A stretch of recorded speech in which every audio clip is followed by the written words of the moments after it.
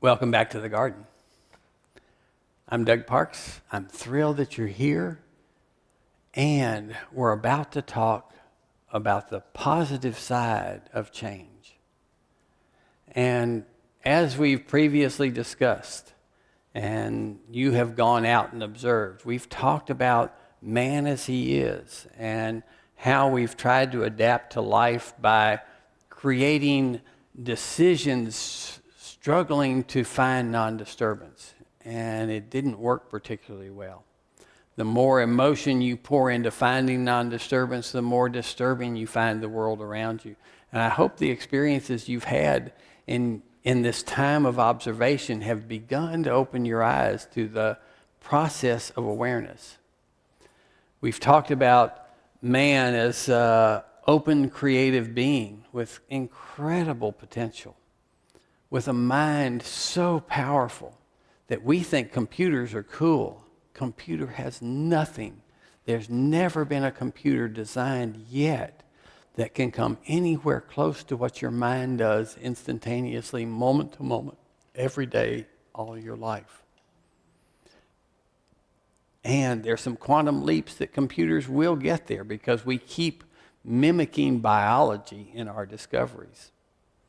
We talked about judging and revenge and how in case after case after case you have had the opportunity to discover now that every time you judge, you pay the penalty, and the person you thought was deserved the penalty felt nothing. But you carried that information as chemistry in your body. You know it as stress. And we also talked about what stress does in the body and how that cycle of reactions takes you to a place that actually suppresses this beautiful immune system that's designed to keep you healthy. But now it's time to address the other side of the equation. Our goals were to give you the tools of better observation as you went out in the world.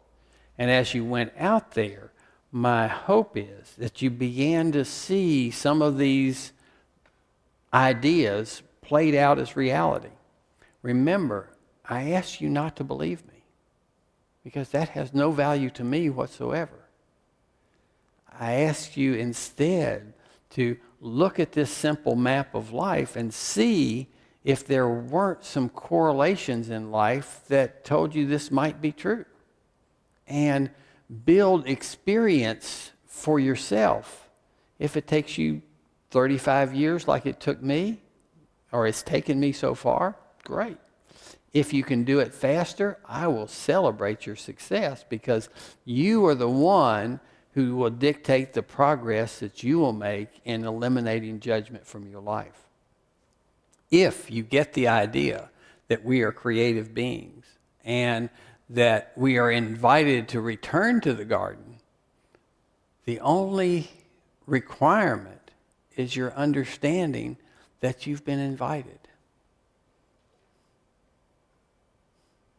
There's one of the stories I remember, and I remember the day I cried like a baby as I understood for the first time the story of the prodigal son, who was welcomed back after squandering his inheritance and messing his life. And not that I took that personally or anything, but when he came home, what he found is that the doors were open, the finest robes, the finest food, a celebration. Everybody, the son has come back. And I remember the class I was teaching is in Detroit.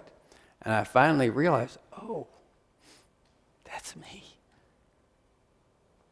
I finally understood that it was me stepping back into understanding I was welcome in the garden. I didn't have to learn this stuff to be good, and then God would let me create or be good to me or give me stuff or let me win the lottery or whatever it was. Instead, there was a simple pattern. And we're going to talk in more detail in the next class, but in the real life, there's only two pathways: the law of increasing returns or the law of decreasing returns. I'm asking you, please simplify your understanding, because you can only go in those two directions. And the only creator of the direction you choose to go is your judgments about the situation that you're in. The law of increasing returns is based on appreciation. The law of decreasing returns is based on, anybody have a guess? Judgment. I judge this. This is not what I asked for. This is not what I deserve. I worked 40 hours. I got this little bit. How many? I can do 100 different versions of the silly judgments you know the joy I feel when I find a penny? More money. And I hope you have that experience too. I hope you begin to understand that everything you appreciate grows. Isn't it interesting how words come back and they kind of mean something? Appreciation. Has your household investment appreciated lately? Not in this economy. But how about in your mind? If you see the value differently than those around you, you will see whatever path you're on continue to grow. And what most of us have done is seesawed back and forth, because we're wise people and we hear these things. Oh, yeah, last Sunday they said that. By Monday, we're back over here. Or your version, I read this great book and I was good for 3 days, and then I got caught up in the world again. But that's all there is. And what matters little is not the past. What matters is the moment. The moment when you direct energy towards what you do want. And that's what we're going to talk about. The energy that's here for you to live your life. Energy for life is a simple idea. And we're going to demonstrate a little later on that we are truly energy beings. But if you grew up in the world that I grew up in, energy wasn't taught in school. Energy wasn't taught by the doctors we went to see. Energy wasn't taught because in our culture, in the Western culture, that's irrelevant to life. Today, already, over 50% of the people in our culture are now looking for alternative healing methods before they'll go to an allopathic doctor. Guess why? That was an amazing time that we entered, where people are looking for something that's less intrusive, less chemistry, less, healing ills with chemistry. We're going to see as an absurdity in our lifetimes, because energy moves physiology. Your body has an energy distribution system, just like it has a blood distribution system, just like it has a thought broadcast system. Everything is integrated, and the great Western medicine today is beginning to understand energy. There are so many therapies evolving that use laser. There are so many therapies that are beginning to use vibration, that are beginning to use different forms of energy. Guess why? The body is designed to respond to energy. The body is energy. Every single physical molecule on planet Earth is actually swirling vortexes of light or energy that we see as manifest physical form. I'm not smart enough to teach the kind of chemistry that we're talking about. But I know what I'm sharing with you is the truth, and I know several of the smart people who can explain it in great detail. If anybody wants to know, you can go listen to the radio, the television, the videos. There's so much information that's here, but I promised you we would stay simple in this process. And the simple version of what I'm sharing is that we are energy first. We're energy beings. Webster defines energy as the power forcefully exerted but directed. And my question for you is, where and how have you directed your energy? My guess is that you've directed it according to the judgments that you hold most of the time. And since our judgments are designed to look at the things or avoid the things we don't want, what we keep sending our energy to is those very things that disturb us. And maybe there's a wiser way. Energy is also the capacity for acting. So you have a storehouse of latent energy that's so powerful right here in your physical being, and it's there 24/7. You are so powerful. You think a nuclear explosion is powerful? Well, yeah. You have more energy within you, more capacity for acting within you than any explosion that has ever taken place on planet Earth. But have you used that, or has it been the energy of judgment doled out in little bits and pieces, trying to affect those out there, only paying the price within here? Tools for observation.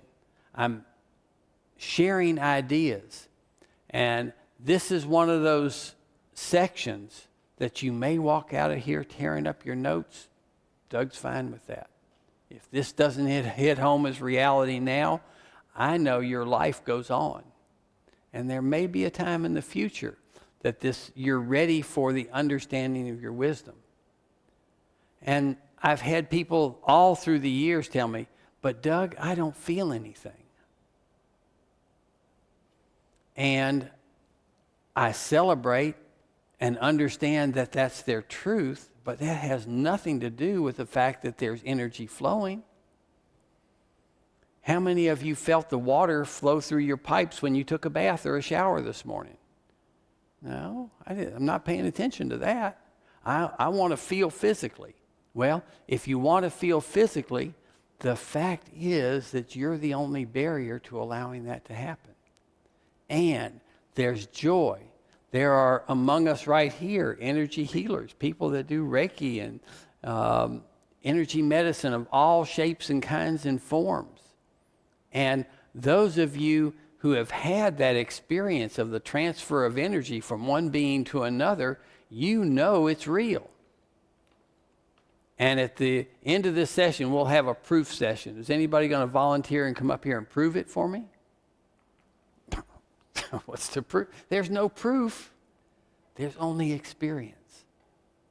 And there's no value in proof because proof is fragile. Proof changes with the understanding that evolves. A proof of the physical reality 30 years ago or 50 years ago, before quantum physics was understood, isn't really valid today. Most of our medicine is based on a real problem issue that you're not getting talked to about very much right now. And that is, in the quantum world, the experimenter always affects the outcome of an experiment. Let me repeat that. The experimenter always affects the outcome, and yet we live in a world of medicine that doesn't believe that that's the case. They see the quantum reality, they've had it explained to them, but it cuts the legs out from under all their double-blind studies that are designed to eliminate the experimenter from influence. Flawed premise, flawed science. Oh, the proofs will be brought down because experience is how we build a path to our life. Your experience of how you create life, vitality, love, harmony, energy, those are the things that you can build a joyful, peaceful, happy, energetic life on.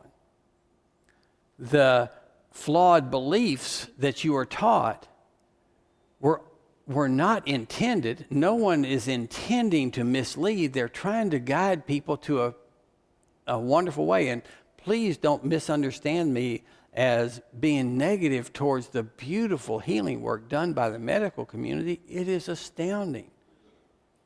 But it's astounding even though they have blinders on. Even though they have separated the mind and are trying to deal with just the body, which is in my world, a physical impossibility. Even though they do wonderful things, keeping people alive in the hopes, and I really do hope, the light bulb goes off and people begin to take responsibility for their thoughts. Begin to take on the opportunity to redirect their energy toward what they do want instead of what they don't want. How often do we direct our energy towards what we don't want? Can we say almost all the time? A lot? I know you guys are really wise, so maybe only 85% of the time? What would life be like if we genuinely walked through the gates of the garden, set our judgment robe aside, and started to live life without judgment? What are you capable of creating with the energy in your life? You're limited only by your judgments. What are our sources of energy? I'm telling you we live by energy, but what are the sources of energy? Well, some of them you know pretty well. Some of them you have great experience with and beliefs around. But one of the things I want you to realize is that energy is genuinely unlimited.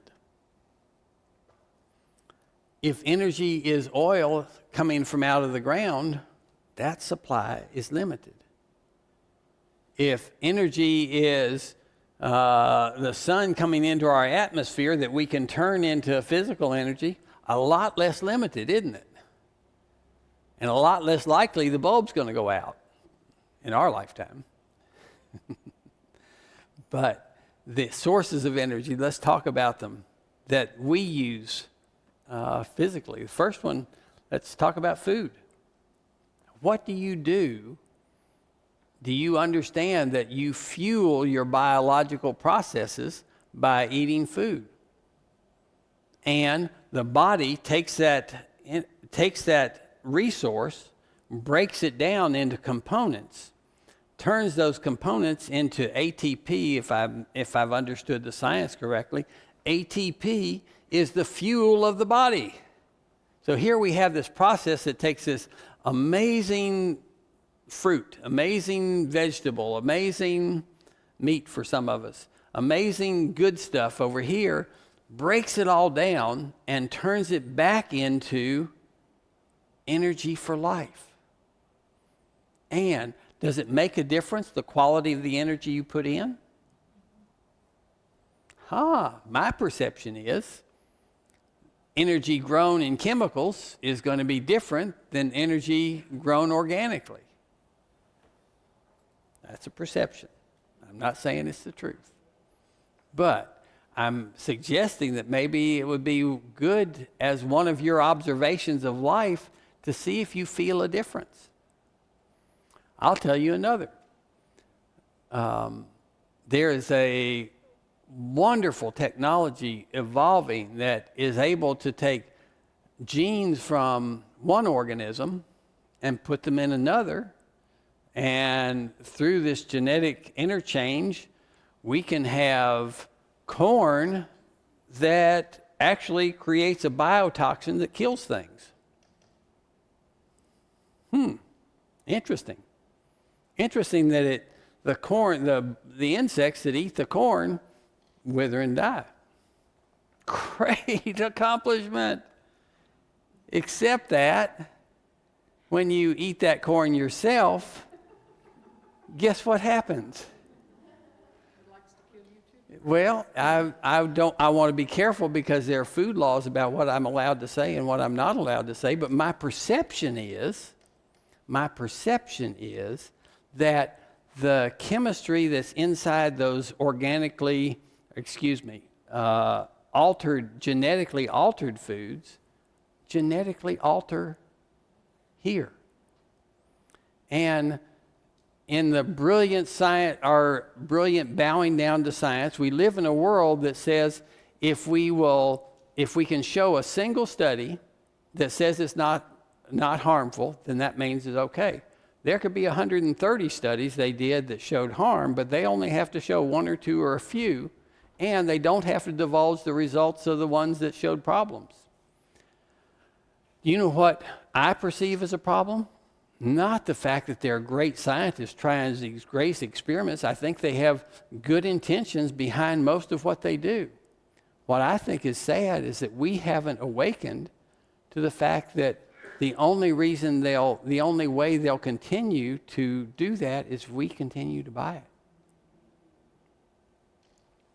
And that change is underway. The food landscape has changed dramatically in the last 10 years. Dramatic changes as more and more people are realizing that the healthcare cost is not worth the change, and they're better off buying things that they know to be organic and healthy and good for the body. So if you're going to draw your energy from food, and a lot of people do, why not bring the best quality of food? And I have to chuckle at those that say, oh, it's too expensive. I can't do that. I've got a budget. Can we say, what are we doing with our energy? And is that really the truth, or is that a perception? My suggestion is it's mostly perception. And for those of you who have brought health, vitality into your lives, you've done it by levels of importance. And the universe will support whatever your belief system is. If you think you are going to be healthier, happier, better off eating things that are good for your body, my guess is you're going to prove yourself true. And if you believe you can't afford it and it's just chemistry, it doesn't make any difference. What difference does it make if we put chemicals in the soil and kill everything around it and have Roundup ready intestines But there's more energy than life to food. And you know why I know that? There are those among us who stopped eating, and they live just fine. How do they do that? Because life isn't just food. I actually finally understood for myself that food is a joyful experience. It's a great thing to put your enjoyment into, but using it for fuel is a choice. It's not a fact. There are breatharians planet over that eat virtually nothing and live vital, amazing lives. And you say, sure, but they're skinny. No, they're healthy, vital, alive. They simply have begun to understand that there are more sources of energy than just food. And I'm not asking you to change and see if you can go for 6 months without eating. If you do, go really slow. If you do, be gentle on yourself. I'm not asking you to prove anything. I'm telling you that if you're really curious about it, get on the internet and discover for yourselves that there are communities based on their understanding that food is a glorious luxury, just not actually necessary. How about breath? Do you draw energy from breath? And we happen to live in a culture that thinks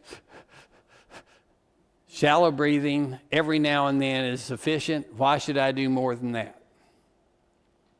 However, we also live in a time, in a society that is suffering from incredible oxygen deprivation. If you want your health and vitality, breathe. Because every system in your body lives with the oxygen interchange. Oxygen, carbon dioxide, oxygen, carbon dioxide. It's your willingness to do that. Now, your body adapts beautifully. If you don't have enough, it begins to shut down the systems that aren't critical and keeps your oxygen flowing to the critical systems. So you can survive for a long time on less oxygen, but I want you to know the healthiest, the happiest, the most vibrant people are the ones that have learned to breathe. Whether it's through yoga, whether it's through exercise, whether it's through running, whether it's through whatever, the deeper, the more you use your lungs, the more you invite in the breath of life, the more energy you have to focus on the thoughts of what you want.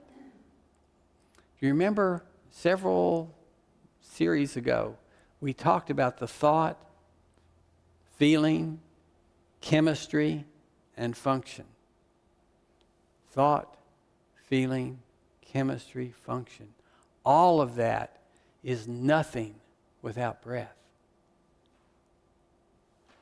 The thoughts won't happen if you stop breathing. And the depth of your breath is directly related to the awareness of your physical body.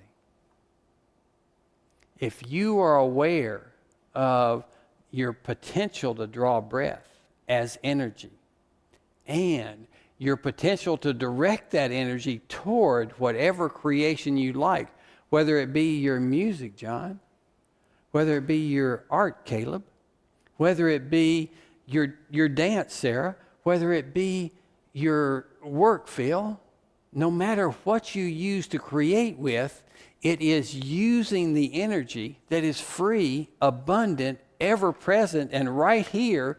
It's that wisdom to use that energy that is the enlightenment we seek. If somebody thinks they lack health, the answers are always so simple.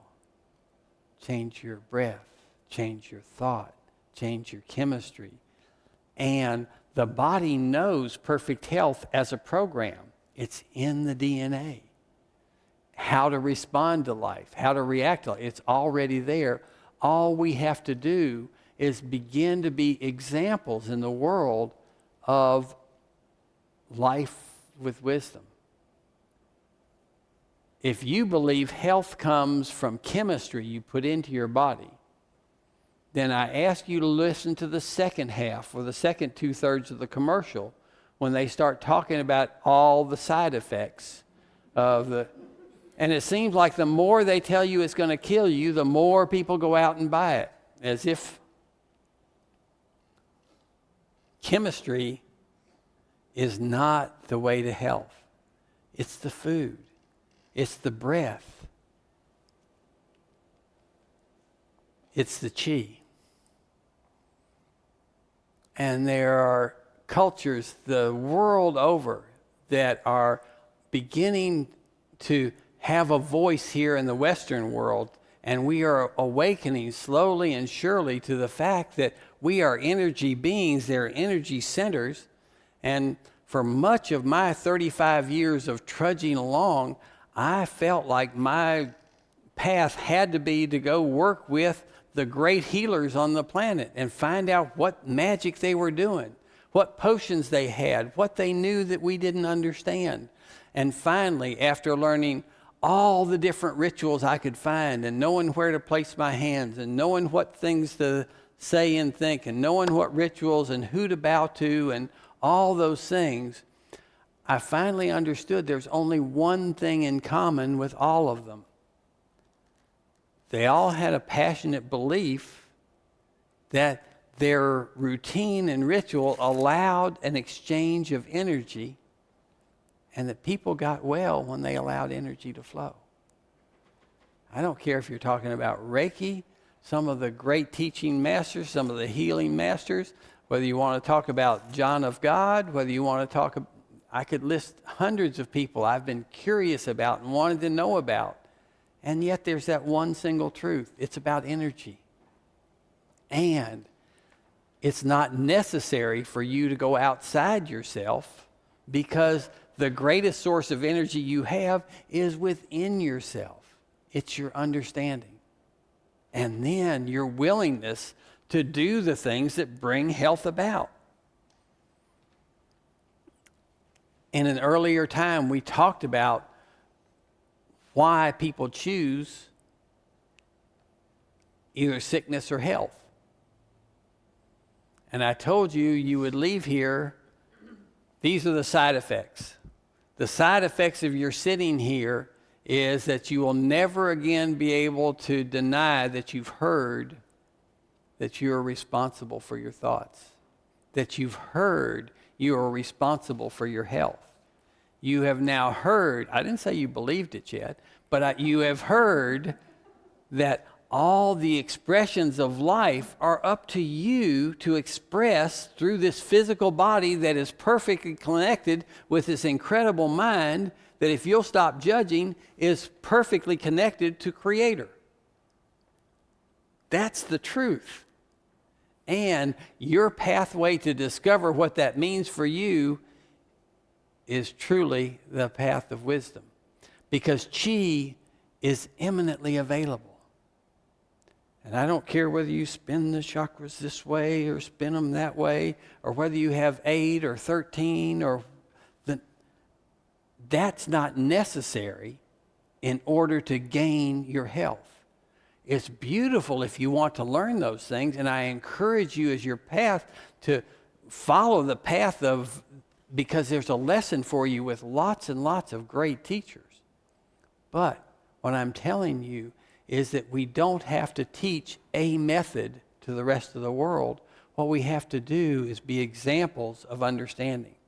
Examples of a simple, duplicatable set of wisdom tools that I didn't think of.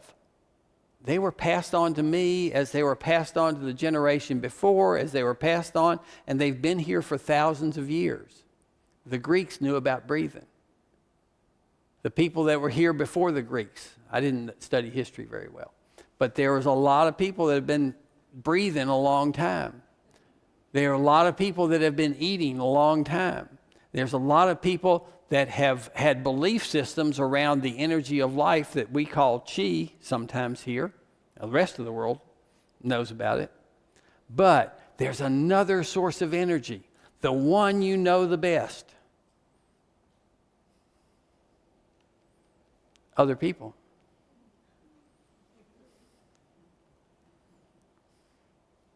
And I'd ask you what your routine is for getting energy from other people.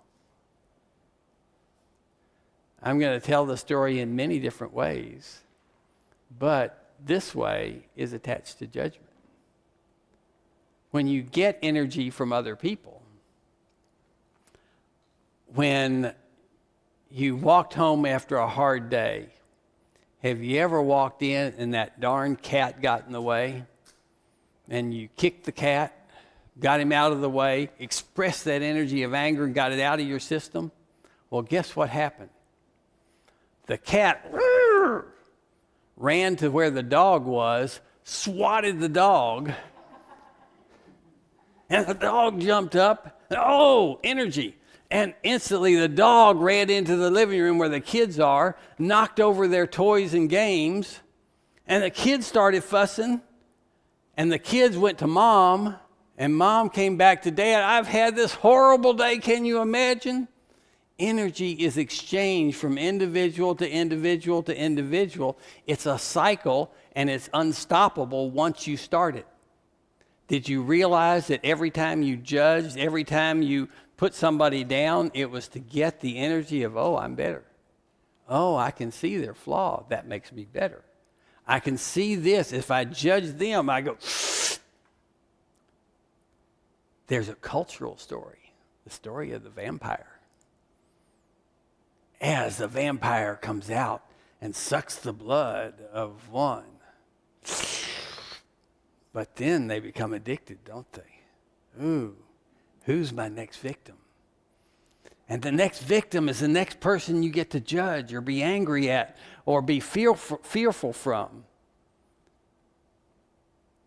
Okay, everybody can leave now.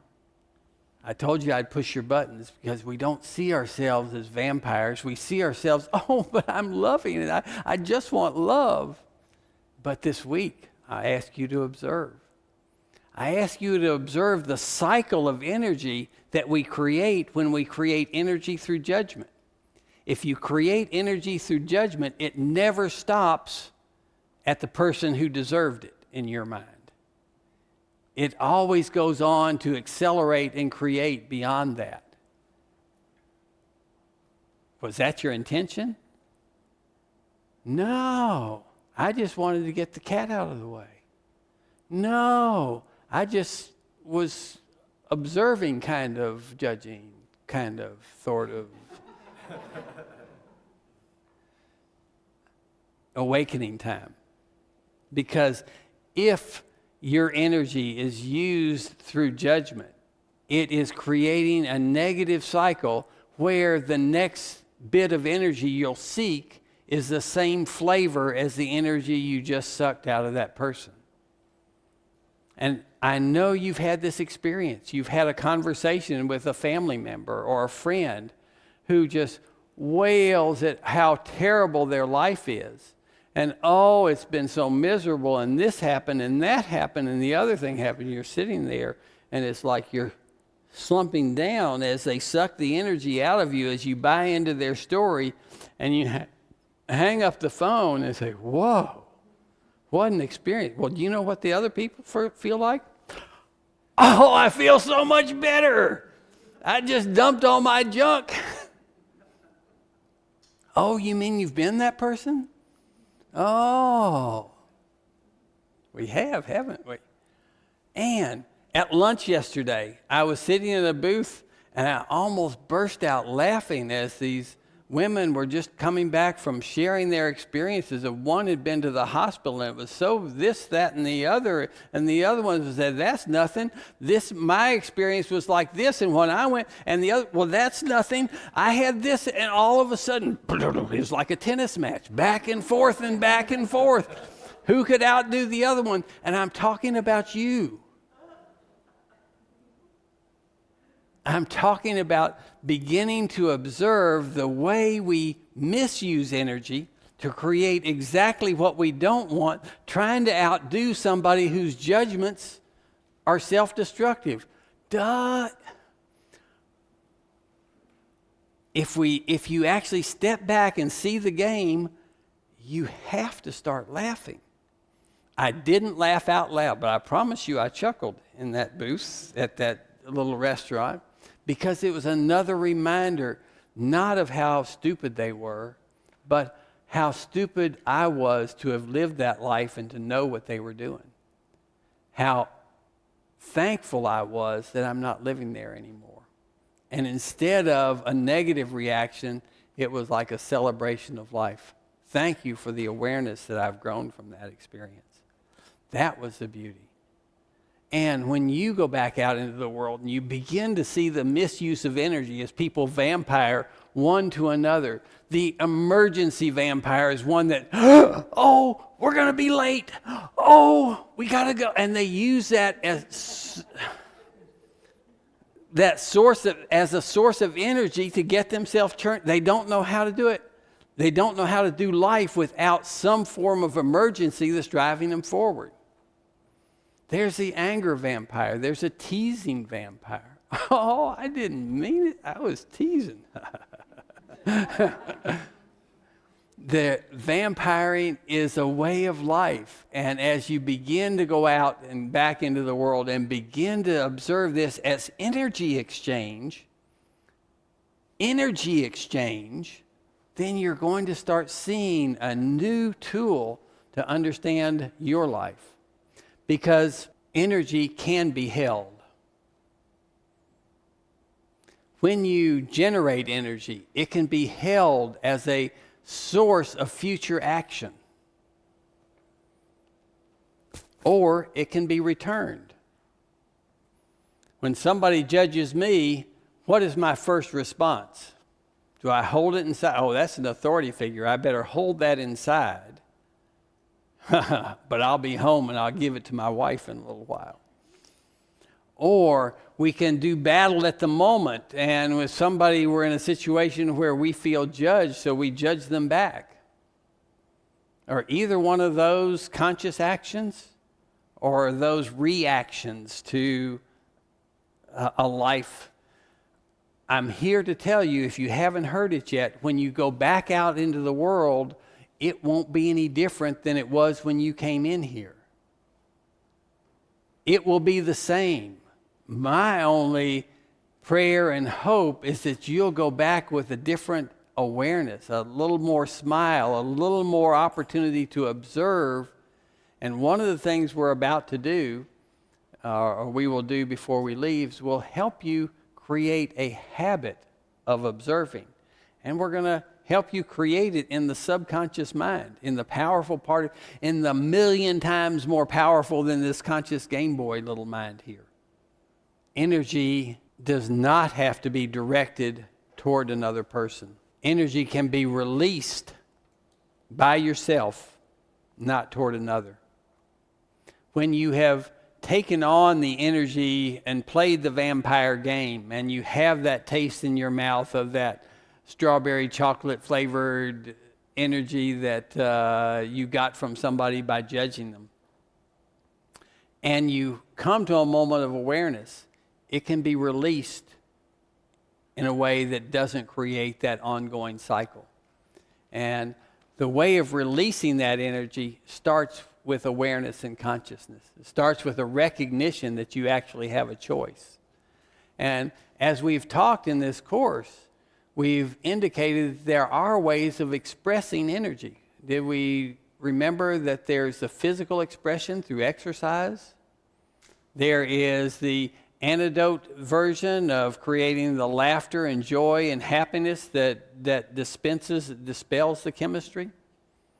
But it's important to understand that once you've taken on energy, that doesn't mean you have to express it out in the world toward another individual.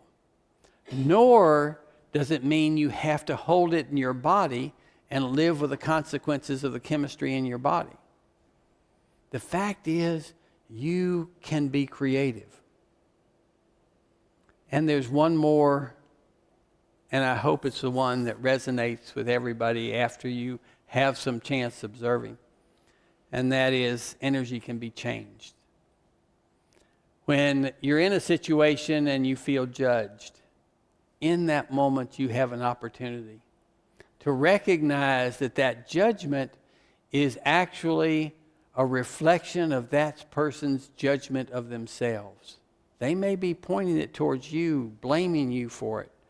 And one of the most frustrating things I've ever done to other people in business situations, when the world is designed to look for a scapegoat, who's at fault? I found out that if I raised my hand quickly and said, "Oh, I'm responsible for that," the room got silent real quick, because the game of who's at fault was ended in a moment. And because I took responsibility, and sometimes it was true, sometimes I really was at fault, but A lot of times it wasn't really true. What happened is I brought an end to the game. The game had to end because, we found the scapegoat. Never got fired, never got in trouble, never got any of the things everybody was fearing and trying to avoid. They said, okay, game's over. Don't do that again. Okay. We had great things that happened afterwards because with understanding what the game was, I was able to interrupt and exchange a different game. One of responsibility. Okay, I'll respond. I'm responding. I'm responding for self. I'd much rather not be in the blame game because we never make any progress when we do that. Oftentimes productivity, creativity, and what we did want was what resulted. How many times in our lives have we wasted all our energy trying to say it's somebody else's fault? They did it. It wasn't me. Couldn't be my fault. I'm justified. I did this. Change through understanding and love. And I'm going to drive home the best way I know how that love and understanding is not the answer we seek. Did you hear me? Love and understanding is not the answer we seek. It's understanding first. And when you understand the game's going on, you open the doors to love.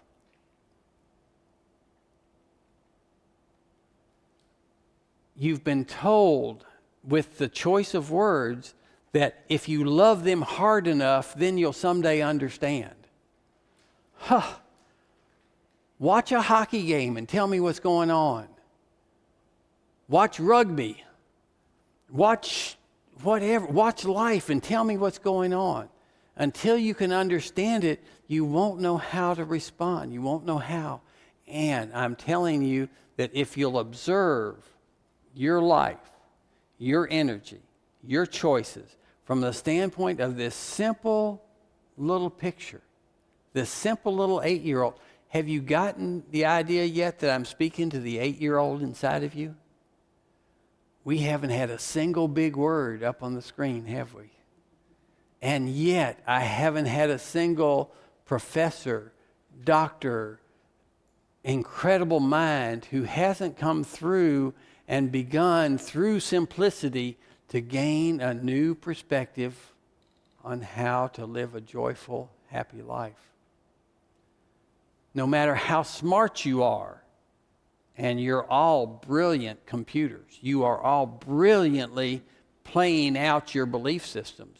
You are all brilliantly being stupid if that's what you believe you are. You're all brilliantly being brilliant if that's what you believe you are. You're all brilliantly being doctors or brilliantly being dancers or brilliantly being whatever you believe you are here to do. Your computer is so fine that it is driven with all the nuances of all the subconscious programs that you're carrying around with you and all the little skeletons you're still dragging behind you that you have to draw up and remember No, I think we got rid of those, didn't we? We stopped judging the past. We forgive. One thing to remember, energy is the most abundant resource on planet Earth.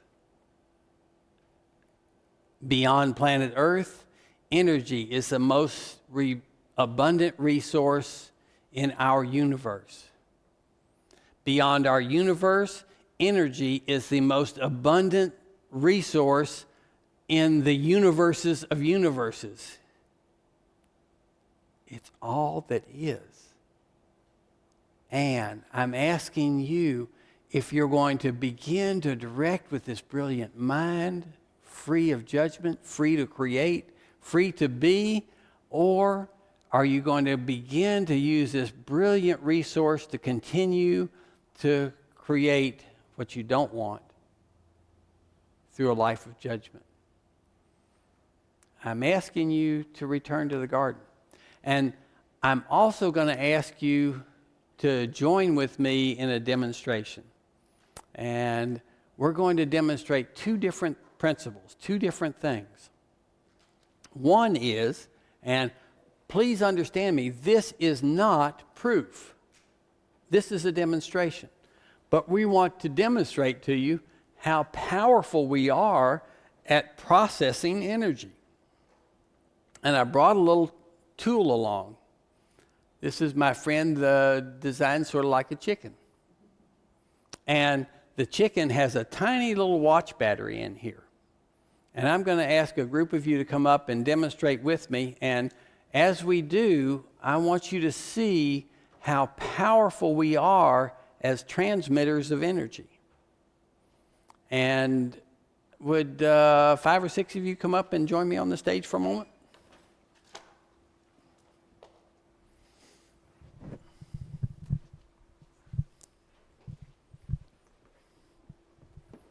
Cool. And this is good. Some of you are going to have your back to the screen for a minute, but I think you'll forgive me if we do this for a minute. And just hold hands if you would. Now, the little chicken has a contact on the bottom. And I'm going to ask Phil to put his hands on one of the contacts. Can you hold that? Okay. And what's going to happen is the battery inside the little chicken is beginning to send its charge out through. It's trying to make a circuit. Would you come around and put your finger? I'm sorry? You want him upside?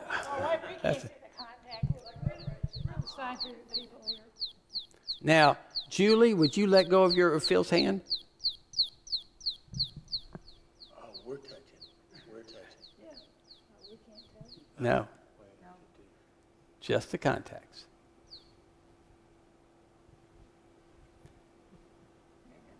Okay, and now hold hands again. And somebody else let go. And hold hands again.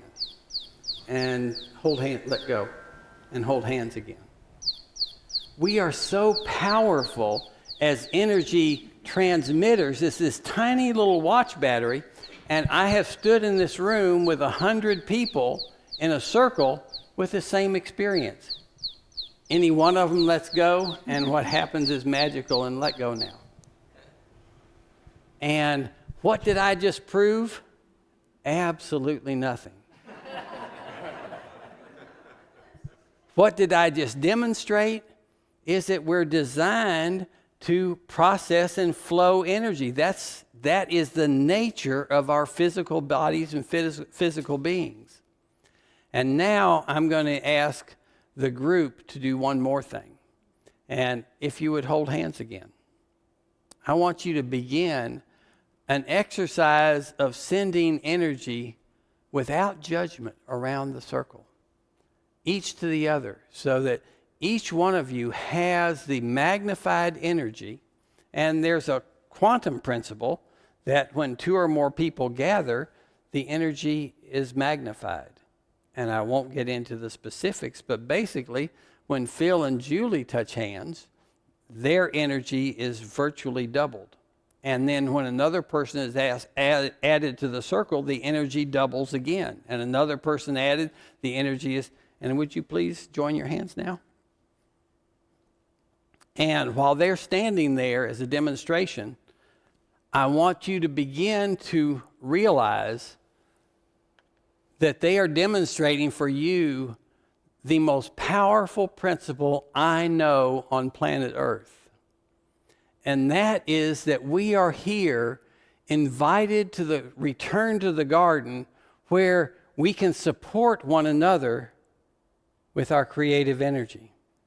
Now, with the energy that's flowing in the circle right now, if any one of those people would like to send that energy out, some of you think of that as prayer.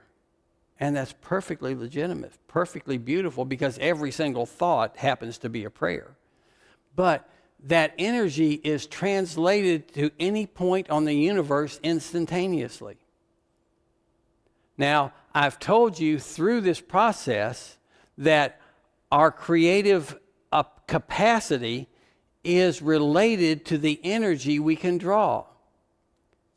if something as simple as joining together, our hands touching, and each one of us allowing our energy to be used by every individual in our circle, do you think that maybe we can reprogram the subconscious mind with the joy we seek instead of the resistance or judgments that are there now? In the early years in the 70s, I was taught that it was emotion that put things into the subconscious in concrete. And they were correct, because emotion was our physical way of expressing energy.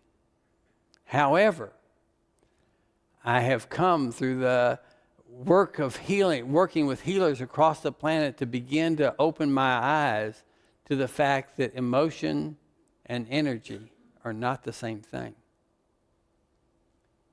What you're seeing right here is energy flowing around and around the circle. And if these guys have heard a thing that I've said in this days of this class, I hope they're beginning to send that energy toward the beginning of the change in life that I'm asking you to return to. I'm asking you to return to the garden, to a life of energy and love. I'm asking you to return to the garden and realize there's only one requirement. You must leave your judgment robe outside the garden. Should you choose judgment within the garden, back out the door. Struggle with life until you have that epiphany, oh, that's what I did. And then you'll be welcome back in the garden again. You're welcome. You've been invited. You're told that life is joyful on the inside. And I want you to join me in saying thank you to this group who've been standing here, and hopefully they've reprogrammed everything in their subconscious mind that they choose to by now. Thank you all. Thank you for joining us. We'll be back again. Hello, friends. Thanks for joining us on our journey to return to the garden. My hope is that something you heard inspired you to want to know more. It's been my experience that the information comes to life as you learn to observe more and judge less. I also know that those observations will lead to more questions. To continue the journey, I want to invite you to be my guest for our continuing monthly online classes. The interactive structure and with question and answers will be fun and filled with laughter. The first 3 sessions are free. Registration is a breeze. Just visit www.returntothegarden.com. That's it, returntothegarden.com. Here's wishing you a happy, stress-free life, and I hope our paths cross again.